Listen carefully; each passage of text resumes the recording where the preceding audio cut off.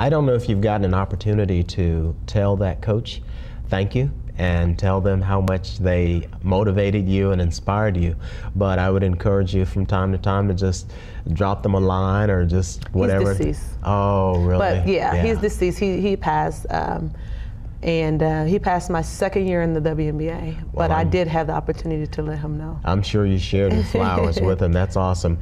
As you were saying that, it reminds me of a gentleman by the name of Bill Taylor who spoke at in the eighth grade, and today I continue to stay motivated by that individual. So now you've got all of these gifts and talents, and boy, I tell you, just so much that even in the beginning of the show that you've shared with us. So what do you ultimately, if time or money weren't an issue and you could do anything that you could with your gifts and talents, what would that be?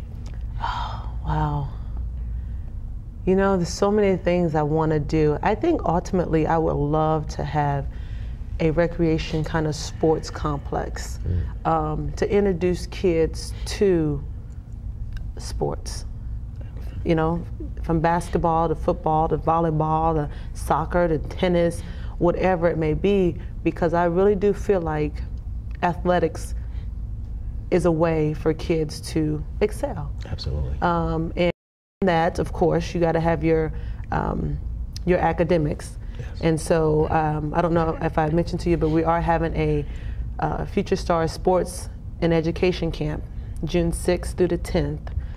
And they will learn sign language, financial literacy, healthy eating, where they actually learn how to make healthy snacks. So that's the educational component. And then in the evenings, they'll learn basketball, baseball, and volleyball. So you're really focusing on making a well-rounded young person. Yes. And that's really what we need more of. We're finding that a lot of our athletes are getting a lot of sports training and athletic training, and that's really critical because those skills really are transferable to the world of work. But to kind of have those life skills sprinkled in there is really great. You've got some things coming up. As a matter of fact, I've got a flyer here, and it is the Youth Basketball of America, the Shootout Invitational. Tell us some more about this. Well, this is two things. One is a fundraiser for our girls basketball 10 and under team, fourth grade girls. We have such a hard time finding competition and I guess just girls to play against at that young age. So we wanted to do a tournament to get kids from Arkansas, Mississippi, even Dallas, Texas, this surrounding cities to come play in this tournament. And then it will allow our girls to travel and play in the regionals in the state for the YBOA. Okay.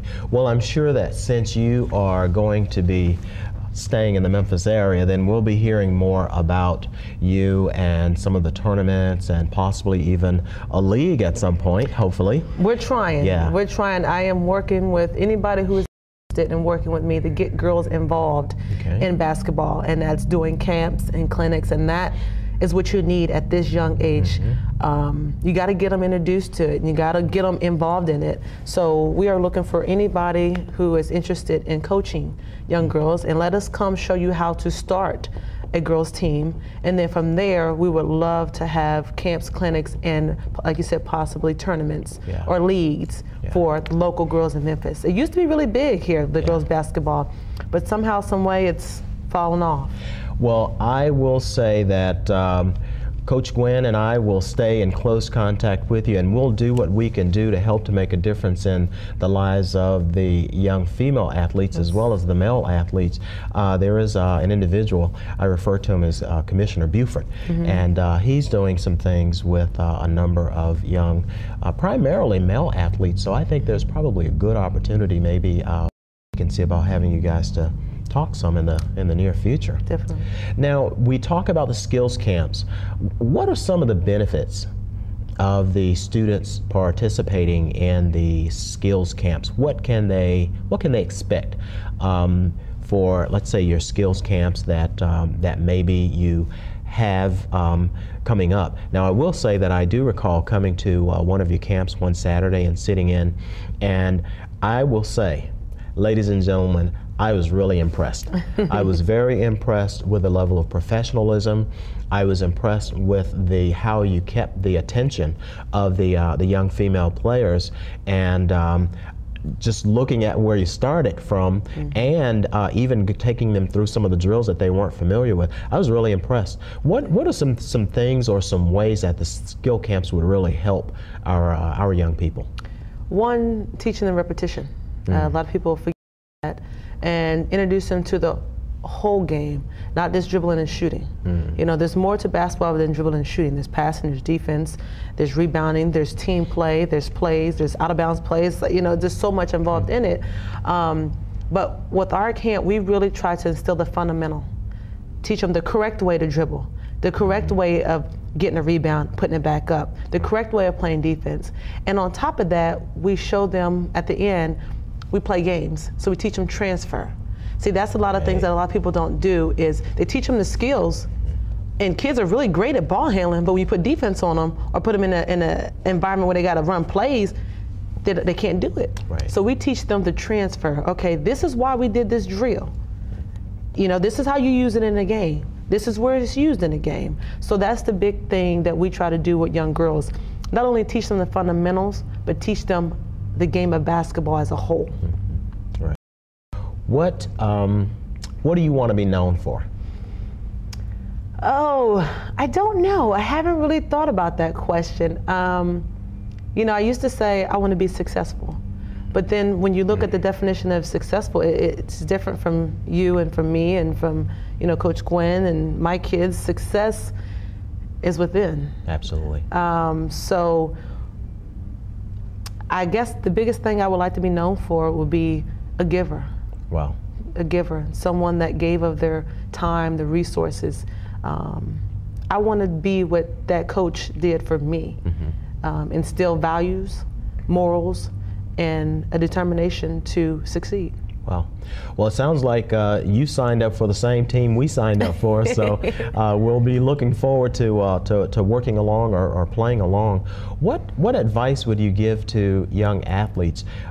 You are a mother and wife, and so there's a natural inclination for me to ask, what advice would you give to young ladies? But by the same token, you've seen male athletes, so I would just ask you to give some advice to young athletes. I guess the biggest advice that I could give any person is to be yourself. Be yourself. Understand what it is that you do well and do it well. That's probably the biggest thing. You know, you see these kids, and it's okay to have role models. It's okay to want to be like somebody, but understand that you would never be like that person. So why not strive to be better? And my thing is also, another advice is, don't be a great athlete, but learn to be a great person as well. Because for me, that has gotten me to places that some people haven't. They're better athletes than I am because I'm a great person. I'm a team player. It's got me, I mean, I've been in the league 11 years, and I've known players that's much better than I am, but they couldn't make it because of their attitude. Right. Their attitude was awful, and they didn't make it. So I think that's the biggest thing, is being great and a great athlete, but also a great person. Wow. I think that's some priceless advice, and I would definitely say that you caught me by surprise by saying that. It's a pleasant surprise, and that's the kind of advice that I know that parents and caregivers need to hear. As a matter of fact, I would like to put out for all of our parents and caregivers and relatives at this moment to take some time, and I'd like to ask you to send an email to me, Coach Ricks at Ricks International at MS.com, or just give me a call at 901-870-7492, because these are the kinds of questions that I'd like to hear about, and to have people like Ms. Darling to be able to give us some answers to help to save some of our young people. So we're really excited about that. Let's talk about Now, we know that you're fortunate enough. You look like you're in college, but you said that you're retired. So let's just pretend that you're still in the league. What do you do in your off season to get you prepared or keep you prepared? For me personally, I started my own business. I started a foundation. And that's what I do in my off season. I promote my business, which is my books. I sell my books, but I've also reached out and started a family literacy foundation called the Helen Foundation. And it focuses on literacy. It focuses on parent literacy, getting the whole parents involved. Under that, I have 4 programs. I have a book club, which is simple, just getting kids involved in reading and giving back to them as they read. I have a writer's club because I think reading and writing sometimes go hand in hand, and teach kids the joy of writing. Not necessarily the techniques, they'll learn that in school, but just get them to learn the joy of writing and understand that you can write anything you want, about anything you want, and it's your own perspective. And then I have a parenting program that teaches parents how to work with their kids. And then I have a STOP program. It's called Stories Told from Our Perspective. And that incorporates the writing, the reading, basically the writing. I'm starting our own program. And the STOP program is my passion. It's basically an entrepreneurship kind of program. So it teaches kids how to write books, market books, edit books, produce books, sell books, and then invest the money that. Well, that sounds really good because there's a lot of room for entrepreneurs. We were just completing a job readiness workshop at our church this past weekend, and we had one of the young men who wants to be an entrepreneur. And we encouraged him, and we will always encourage him. So it looks as though you've really got things balanced out.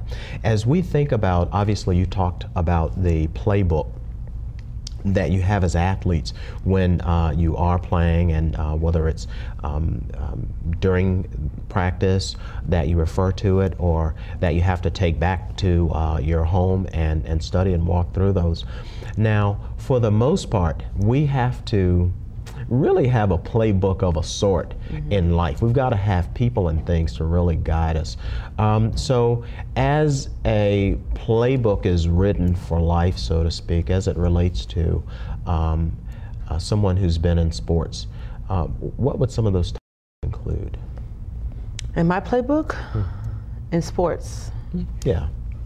That would really help young people as it relates to life. Oh. That's a real tough question. Elaborate for me a little bit more. Well, there's some things that you need to do off court to make sure that you're ready for on the court. And if you don't do those things off the court, then it's probably going to negatively impact you on the court. So to have your A game, you'd better be doing this, this, this, and this. And we'll kind of wrap up the show with that. I guess my playbook would go back to using your situations. Like you said, the WNBA has so many outlets. You know, use that, networking, and just getting out there, meeting people. I think that's the biggest thing. But as far as on the court, for me, proper rest. Proper rest, being organized, and just, you know, thinking of others, sometimes as a team. Yes. Okay, alrighty. Well, we are about to wrap up, and just as we are really sharing some parting words, what would you like to say to the young folks as we're ending up? Just basically, again, be yourself, and don't limit yourself to anything. Strive to be the best, and do whatever it takes to be the best. Well, I'd like to thank you, and again, we'd like to thank you and Mr. Darwin for making Memphis your home, and we'd like to thank Mississippi Boulevard for making sure that we stay here. And I'll tell you that we're excited. We look forward to working with you some more and helping you out and talking.